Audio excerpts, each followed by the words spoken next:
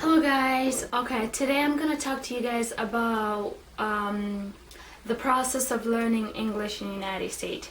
Okay, as I mentioned before in one of my videos, like I mentioned that I've been here only for 5 years. I came here in 2007, I believe. Yes, 2007.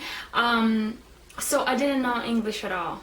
The only word that I knew was good morning and my name is blah blah blah. So those were the two words that I knew. And when I came here, I did not know English. So there is actually a learning center here in Rochester.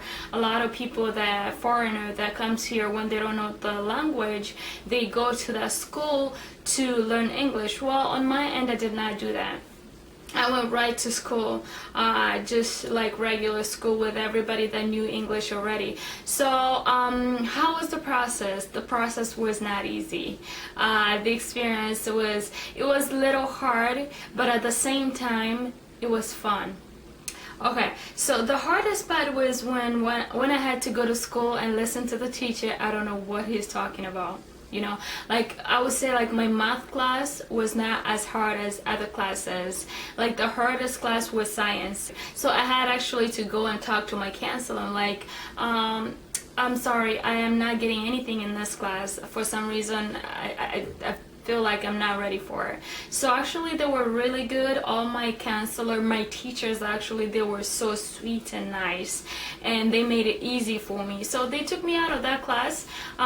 So I continued with other classes like US history, math, and all that stuff.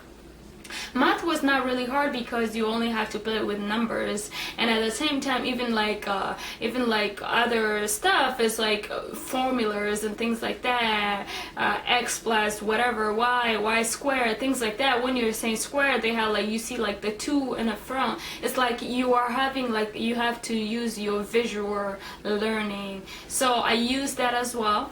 But the only thing that I know, like, kind of threw me off about math, I know was the word minus, because I know like sometimes professors say like this plus whatever. I know plus in English is plus, and in subtraction is like when you subtract this and this and that, and I know in French is soustraction, soustraire, soustraction. So like I know like the word are similar, so you kind of like tend to like get it, like when a professor is talking. At the first time, second time, you start knowing the words already. The only word I didn't know was like minus, and that was the word that I was like, what was that? Then I'll ask the professor. She would tell me, oh, when I say minus, I mean the same thing when I say subtracting something. I'm like, okay. The good thing, this is the key actually when you're trying to learn the language. Don't be shy.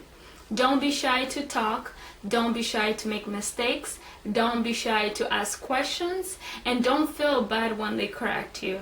Or maybe you said a wrong word, they correct you. Like, this is what I used to do.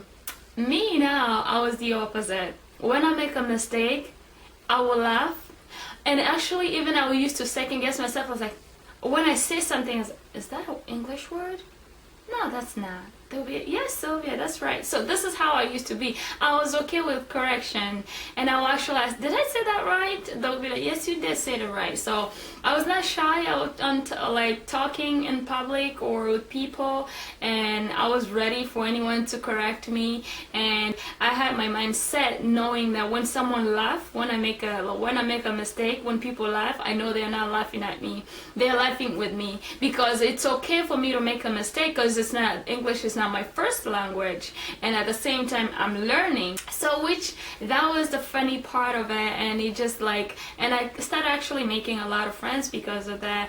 Like I remember my other pitch that I had was every word that ended with ION or TION or SION, like there's a lot of words in French and English that are written the same, and they're pronounced almost the same. It's just like you gotta change your voice a little bit, like something like pronunciation, like in French, prononciation, and you say exclamation, exclamation, and you say application, application. So like you see the words that ended with I-O-N, I just kind of like had to change my voice a little bit. So that kind of made it a little easy for me. So by knowing that, actually I started taking a bunch of words from French, trying to use it in English, and some of them will work, some of them won't. They would be like, Sylvia, what word is that? Like, oh, maybe that's not it. I thought that was an English word. Then I'll go trying to find out what's the English word, or trying to find out in dictionary or anything like that. So that was the process. I know one thing is don't be shy.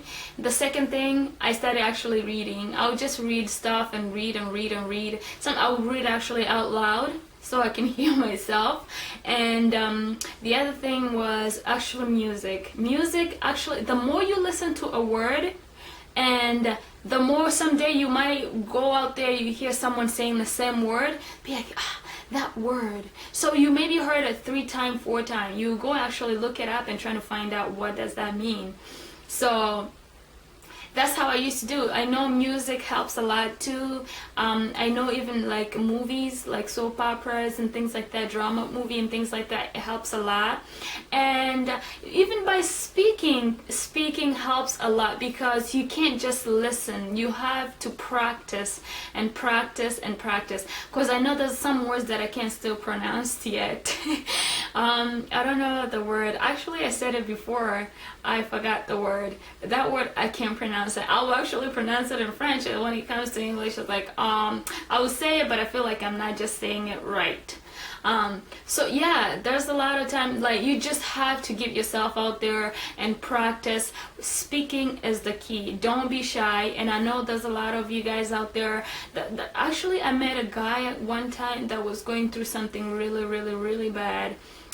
It was in the office, and he had like a lot of information, and the guy was from Africa as well, a different country, not in my country, but he spoke French as well. So I just, for some reason, I just like the facial, like I saw him like, oh my god, you kind of look, are you African or this and that? And he told me, but he was going through something like really hard. He can read English and understand, but for some reason he couldn't speak, you know.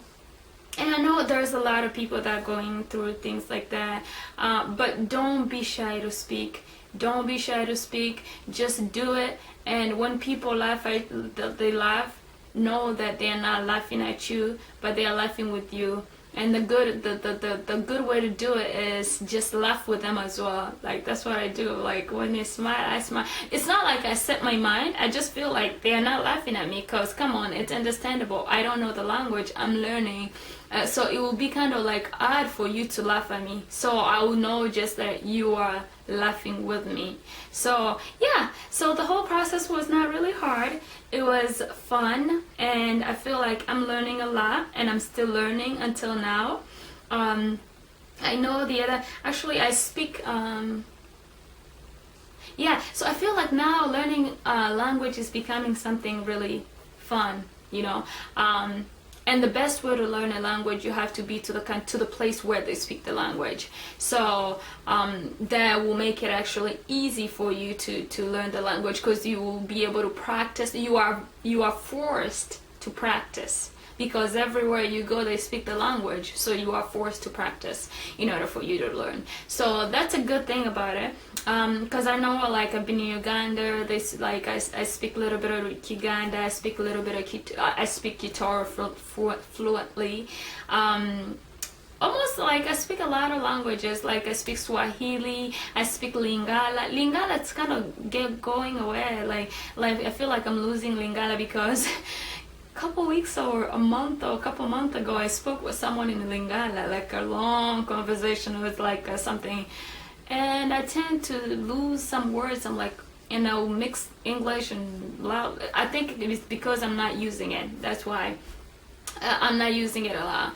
So yeah, and actually my maternal language, my like the tribe that I am from, I would say maternal language is Kihema. which is my favorite one.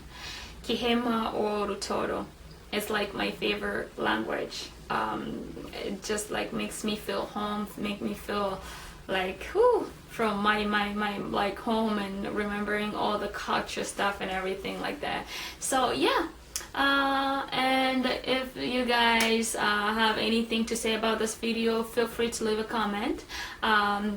Feel free to subscribe and let me know what you think about the whole video, and I hope you enjoyed it too. Alrighty, and have a good one. Thanks. Bye.